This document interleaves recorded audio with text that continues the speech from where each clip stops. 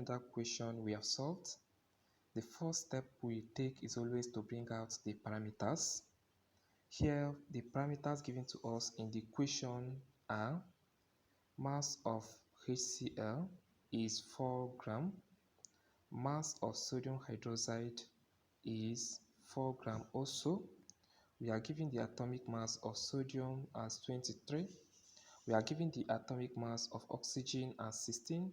We are given the atomic mass of hydrogen as 1. We are given the atomic mass of chlorine as 35.5. Now the question is asking us which of these reagents, sodium hydroxide and HCl, which of them is the limiting reagent or the limiting reactant. The limiting reactant is the one that we finish first. So they are asking us if we are given 4 gram of HCl and 4 gram of sodium hydroxide, which of them will finish first in the reaction. For us to know this, we must know the balanced chemical equation for the reaction. So that should be our step 2. Step 2, we have to write the balanced chemical equation for the reaction. We have HCl reacting with sodium hydroxide. This will give us what? This is an acid, while this one is a base. And we know that when an acid is reacting with a base, we call it a neutralization reaction. And a neutralization reaction gives us salt and water only. So we are expecting salt and water in this reaction. Chlorine is negatively charged, so it will need a positively charged group to stay with. Sodium atom in this side is positively charged, so the chlorine and sodium will go together to form sodium chloride. Sodium chloride is a salt. Now plus this hydrogen atom that is left out here is positively charged. It will need a negatively charged group to stay with. This hydrogen group here that is left here is negatively charged. So the positively charged hydrogen atom, hydrogen ion, will go with hydroxyl group to form water, H2O. So this is salt and this is water. So this is a typical neutralization reaction. So the next thing we have to do here is to make sure that the atoms are balanced. That means that we have equal number of atoms in the products and the reagents. In the products, we have 1 atom of sodium, and in the reactant, we have 1 atom of sodium. In the product, we have 1 atom of chlorine. In the reactant, we have 1 atom of chlorine. In the product, we have 2 atoms of hydrogen.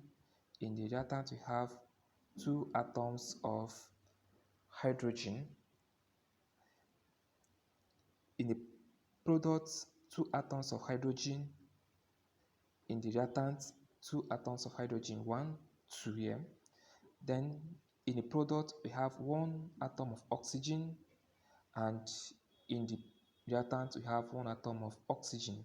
So the equation is balanced since we have equal number of atoms in the products and the reactants. So the next step for us to take is to make sure that any amount given to us is in mole. But the parameters given to us, we have the mass of HCl in gram and the mass of sodium hydroxide in grams, which means that they are not in moles. So we have to convert these amounts given to us to moles. That should be our step 3. So any amount given to us must be in mole for us to get the limiting reactant. Anytime you want to solve any calculation that involves limiting reactant, the amount of the reagent given to you must be in moles. If they are not in moles, you find a way to convert them to moles. So we have to convert mass to moles. We use this formula that number of mole is equal to mass over molar mass. We usually represent number of mole with n. it is equal to mass over molar mass. So if you have for HCl, number of mole for HCl should be mass of HCl given to us, which is 4 over molar mass of HCl. What is the molar mass of HCl here? HCl is hydrogen plus chlorine. So when we add the atomic masses of these two atoms, hydrogen and chlorine, it will give us the molar mass of HCl, which is 4 over the atomic mass of hydrogen given to us is 1, while the atomic mass of chlorine atom given to us is 35.5.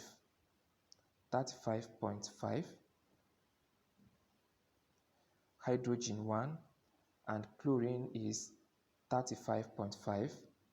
So we add up this. This is equal to 4 over 1 plus 35.5 is 36.5, and this is 0.11 mole. So the number of mole for HCl is 0.11.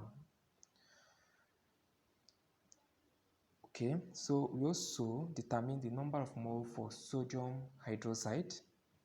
Number of mole for sodium hydroxide is equal to mass of sodium hydroxide is also 4 over molar mass of sodium hydroxide is sodium plus oxygen plus hydrogen. So we have 4 over sodium given to us is 23 plus oxygen given to us is 16 plus hydrogen given to us is 1. Hydrogen is 1, oxygen 16, hydrogen 1, oxygen 16, while sodium is 23. So we have used it to replace the atoms there. And so we have that the number of mole for sodium hydroxide is 4 over 23 plus 16 plus 1 is 40. 4 over 40, so we have 0.10 mole.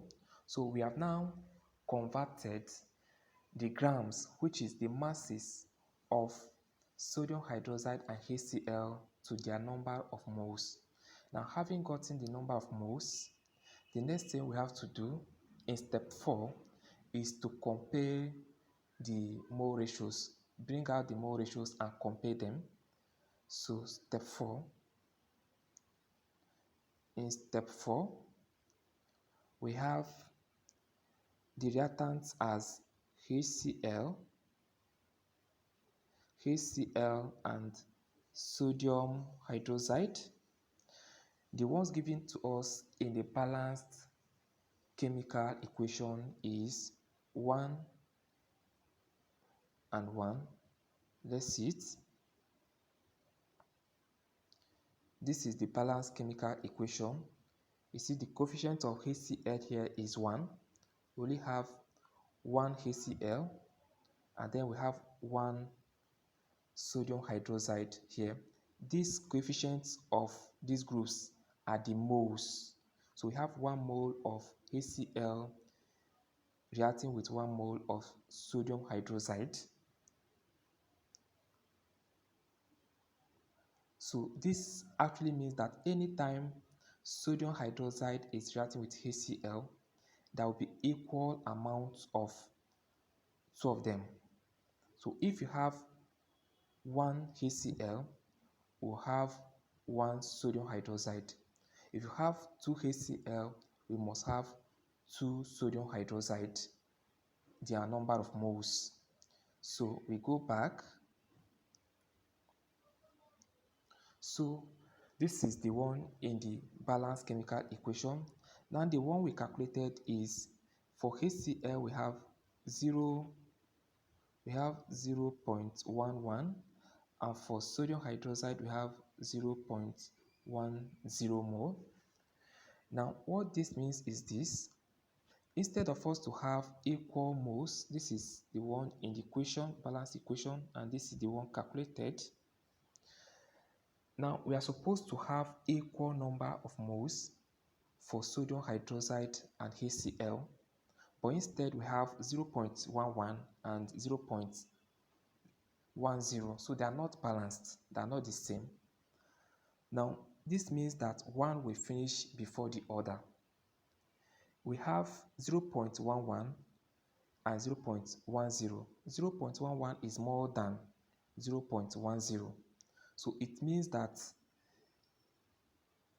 this one that is 0.10 will finish before the one that is 0.11.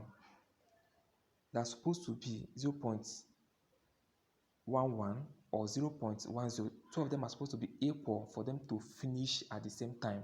So if they are not equal, it means that one will finish before the other. That means that one is in excess while the other one is limited. So the one that is in excess here is sodium hydroxide. It means that the one that is in excess is hydrogen chloride, while the one that is limited is sodium hydroxide. It simply means that sodium hydroxide is not enough in this reaction, so it will finish before the sodium chloride. And that is the definition of our limiting reactant, the one that will finish first in the chemical reaction. We see that the sodium hydroxide is not enough to take up all the hydrogen chloride given to us.